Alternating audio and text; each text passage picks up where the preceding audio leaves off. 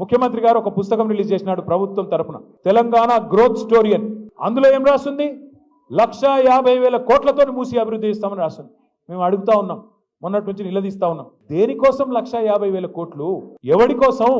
1,100 కోట్లతో తెచ్చేస్తే మూసి పునరుజ్జీవం అయిపోద్ది కదా అంటే వాళ్ళు చెప్పే కారణాలు ఎంత వింతగా ఉన్నాయో ఒక్క నిమిషం మీకు చెప్తాను. వాళ్ళు ఏమంటారు? మూసి పక్కల, రెండు పక్కల బఫర్ జోన్ ఉన్నది, బఫర్ జోన్లో ఉన్న వాళ్ళను ఎలగొడతాం, ఖాళీ చేస్తాం. నేను ఇవాళ ఇక్కడికి వచ్చిన మా ఆడబిడ్డలను, అన్నదమ్ముల్ని ఒక్కటే మాట ఆలోచించమని కోరుతున్నా.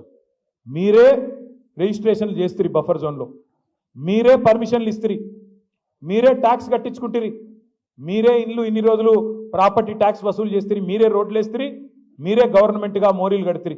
ఇవాళ వచ్చి అక్కడ ఉన్న ఒక మల్లయ్య గారి ఇల్లేమో అల్లకెళ్ళి మురికి నీరు వస్తుంది, బఫర్ జోన్లో ఉన్నది, మూసి చెడిపోతుంది, కాబట్టి మల్లయ్య ఇల్లు కూలగొట్టాల.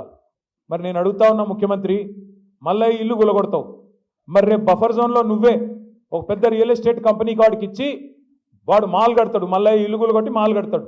మల్లయ్య ఇంట్లోకి వెళ్ళేమో మురికి నీరు వస్తుంది, మాల్లోకి వెళ్ళేమో సుగంధం వస్తుందా? మాల్లో కూడా అదే మురికి నీరు కదా వచ్చేది. ఇంకా మల్లయ్య ఇంట్లోకి వెళ్ళి వచ్చిన దానికంటే 1000 రెట్లు ఎక్కువ వస్తుంది. కానీ అది బాగాట, ఇది బాగా కాదండి. నేను అందుకే అడుగుతా ఉన్నా, ముఖ్యమంత్రి సమాధానం చెప్పు. బఫర్లో మల్లయ్య ఇల్లు ఉండకూడదు ఎట్లా, మాల్ ఉంటది ఎట్లా? సమాధానం చెప్పు. ఎవడి కోసం 1,50,000 కోట్లు పెడతానంటున్నావు? దేనికోసం పెడతానంటున్నావు? మాకు అర్థమవుతున్నది. మూసీమే లూటో ఢిల్లీమే బాటో, మూసీలో లూటో ఢిల్లీమే బాటో. ఎందుకు? నీ బాసులు ఢిల్లీలో ఉన్నారు, వాళ్ళ కోపం వస్తే నీ తుమ్మితో ఊడిపోయే ముక్కు నీది, ఎప్పుడు ఊసిపోతుందో తెలియదు. రాహుల్ గాంధీకి మూటలు పంపకపోతే ఆయన ఊకోడు, మళ్ళీ పైన ఇంకా ప్రియాంక గాంధీ గారు ఉన్నారు, ఇంకా చాలా మంది పెద్దలు ఉన్నారు, వాళ్ళకు మూటలు పంపాల్సిందే.